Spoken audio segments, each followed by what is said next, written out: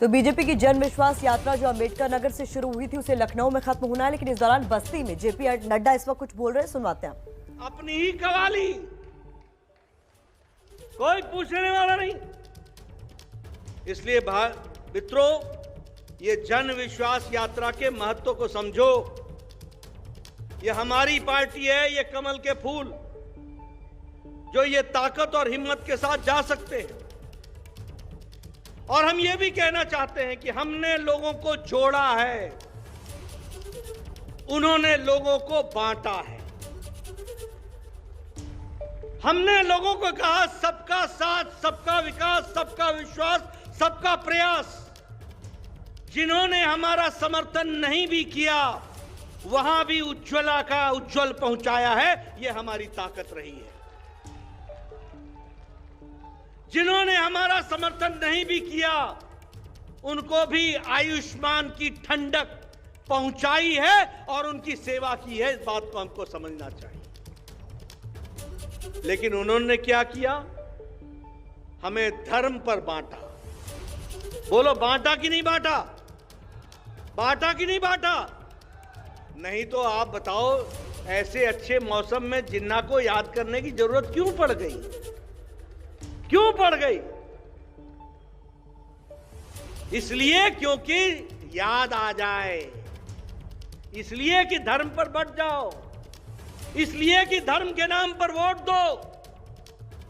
जिन्होंने देश का विभाजन किया, उनके नाम को लेकर के आज भी समाज को बांटने पर जुड़े हैं। ये है अखिलेश की सरकार और ये है अखिलेश के लोग। ये हमको समझना चाहिए। आप बताइए, जाति के नाम पर बांटा कि नहीं बांटा? बांटा कि नहीं बांटा? पूछा कि नहीं तुम अगड़े हो कि पिछड़े हो?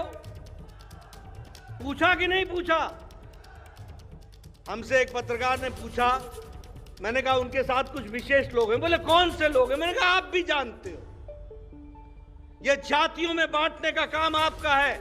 हम अपने मुंह से इस तरीके के शब्द नहीं निकालते हैं। हम कहते हैं सबका साथ, सबका विकास, सबका विश्वास, सबका प्रयास। आप देखिए, इन्होंने सिर्फ परिवार का ही स्वार्थ सिद्ध किया कि नहीं किया? सिर्फ परिवार का। हमने सबका ख्याल रखा, सबको बढ़ाया। इन्होंने परिवार का ही स्वार्थ सिद्ध किया और झूठे वायदे। आजकल अखिलेश जी बहुत बड़ी बड़ी बातें कर रहे हैं, लेकिन आखिर उनका अतीत क्या है? उनका इतिहास क्या है?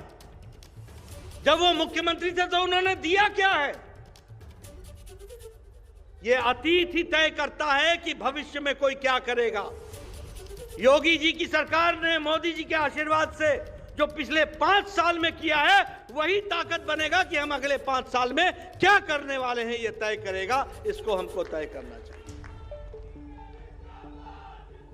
मित्रों,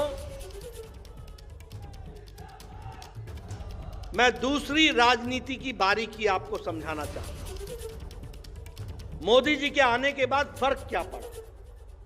फर्क यह पड़ा कि जो वोट बैंक पॉलिटिक्स करते थे, वोट बैंक की पॉलिटिक्स, उनकी आजकल हालत खराब है। क्योंकि वोट बैंक की पॉलिटिक्स को मोदी जी ने समाप्त कर दिया। विकासवाद को ले आए, सबका विकास करने पर लग गए। और इसलिए चाहे जातिवाद हो, चाहे क्षेत्रवाद हो, चाहे वंशवाद हो, चाहे तुष्टीकरण हो, ये सारे के सारे धाराशायी हो गए। न जातिवाद रहा, न वंशवाद रहा, न परिवारवाद रहा और न ही तुष्टीकरण अब चलेगी। अब चलेगा तो राजनीति को समझने वाले सबका साथ, सबका विकास, सबका विश्वास, इसी बात को आगे लेकर के चलने लगे। हम अपना रिपोर्ट कार्ड लेकर के जा रहे हैं, सुशासन की बात कर रहे हैं। उनके पल्ले क्या है? उनके पल्ले कुशासन है। हमारे पल्ले क्या है? सुशासन है। हम कहते हैं गुड गवर्नेंस, वो कहते हैं बैड गवर्नेंस। कुछ लोगों को हिस्सा देना और कुछ लोगों को हिस्सा देकर के राजनीति करना, यह उनकी तरीका है। मित्रों, यहां जो भी भारतीय जनता पार्टी के कार्यकर्ता खड़े हैं और मेरी बात सुन रहे हैं, बैठे हैं, जो हमारी बात सुन रहे हैं, और जो मेरी बात इलेक्ट्रॉनिक मीडिया से भी बाहर जा रही है, मैं कहना चाहता हूं कि भारतीय जनता पार्टी के कार्यकर्ताओं को गर्व होना चाहिए कि आज अकेली भारतीय जनता पार्टी है ऐसी जिसके पास नेता है, जिसके पास नीति है, जिसके पास नीयत है, जिसके पास आप जैसे कार्यकर्ता हैं और जिसके पास कार्यक्रम है और जिसके पास विकास की योजना है और जो सबको साथ लेकर के चलने की ताकत रखता है। किसी और पार्टी के पास नहीं है। मैं नेता की बात करूं तो मोदी जी से लेकर योगी जी से लेकर यहां पर स्वतंत्र देव हो, चाहे हरीश द्विवेदी हो, चाहे जगदम्बिका पाल हो, चाहे जयप्रकाश निषाद हो, चाहे और हमारे सांसद और विधायक और मंत्री हो, एक झड़ी लगी है, एक लड़ी लगी है नेताओं की। इस बात को हमको समझना चाहिए। उनके पास मैं अकेला ही चला था, अकेला ही हूं। कोई नेता नहीं, कोई नेता को बनना नहीं है। बनेगा तो उनका युवराज बनेगा, तब तक इंतजार करो, कोई पूछने वाला नहीं। यह परिवारवाद की पार्टी का एक, जिसको हम कहते हैं कि जो उन्होंने मुसीबत सही है। लेकिन हम अगर अपनी पार्टी की बात करें तो हमारे पास नेता भी है, नीति भी है, नीयत भी है। नीयत, उनकी तो नीयत ही नहीं है, दिखती ही नहीं है। हमारे पास कार्यकर्ता है, उनके पास तो वो हैं जिनको ये लालच लगा हुआ है कि अगर उनकी सरकार आती है तो थाना तुम्हारा, सब डिवीजन तुम्हारा, फलाना तुम्हारा, ये तुम्हारा। ये माफिया राज के लोग हैं, ये कार्यकर्ता नहीं है। ये ध्यान में रखना, इस बात को हमको समझना चाहिए। मित्रों, हमारे यहां इस चुनाव में फर्क साफ दिखता है। मोदी जी के जमाने में और योगी जी के जमाने में आज सीधे पैसा लोगों के खाते में जाता है, सीधा पैसा उनके खाते में जाता है। और जब अखिलेश का जमाना था तो सीधा पैसा उनके खाने के लिए जाता था, वही खाया करते थे, अपना ही उपयोग करते थे, किसी और का उपयोग नहीं करते थे। जनधन योजना के तहत जब लोगों ने मजाक उड़ाया कि मोदी जी क्या जनधन योजना चला रहे हो, अरे कोरोना के दौरान 20 करोड़ महिलाओं को 500 रुपए पूरे 3 महीना लॉकडाउन में सीधा पैसा उनके खाते में पहुंचाया। यह मोदी जी की योजना रही, इसको भी हमको ध्यान में रखना चाहिए। मित्रों, यह परिवर्तन है। कल मुझे पता लगा, योगी जी बोल रहे थे और उसके पहले अखिलेश जी बोल रहे थे हम इतने यूनिट बिजली मुफ्त देंगे। अरे जो बिजली ही नहीं दे सका वो बिजली के बिल को मुफ्त कहां करेगा, इसको भी समझना चाहिए। ये तो मोदी जी हैं और उसको योगी जी ने इंप्लीमेंट किया है।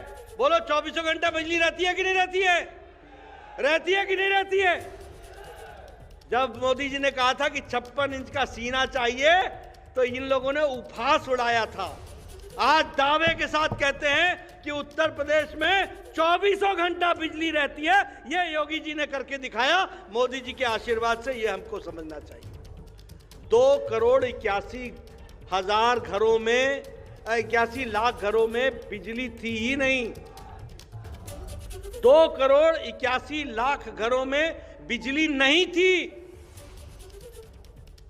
18,000 गांव में भारत में बिजली नहीं थी। मोदी जी ने 18,000 गांव में 1,000 दिन में बिजली पहुंचाई और 2,81,00,000 घरों को बिजली पहुंचाई। यह हमको समझना चाहिए, यह हमको ध्यान में रखना चाहिए। और उत्तर प्रदेश में भी 80 लाख ऐसे घर थे जहां बिजली नहीं थी, उनको भी बिजली पहुंचाने का काम योगी जी ने सौभाग्य योजना के तहत किया। यह हमको हमेशा ध्यान में रखना चाहिए।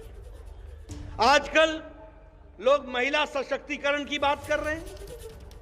कोई कहता है मैं लड़की हूं, मैं लड़ सकती हूं, मैं लड़ूंगी। जरूर लड़िए, किसने मना किया है?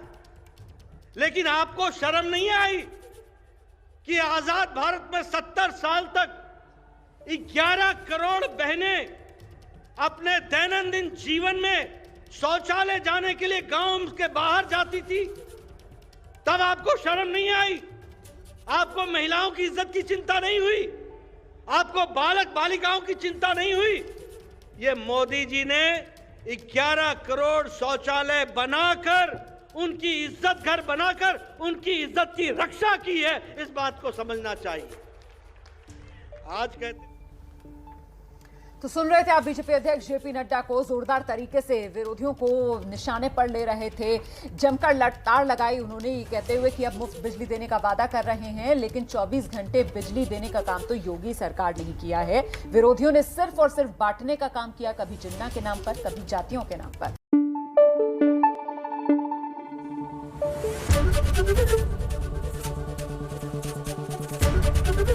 एबीपी न्यूज आपको रखे आगे।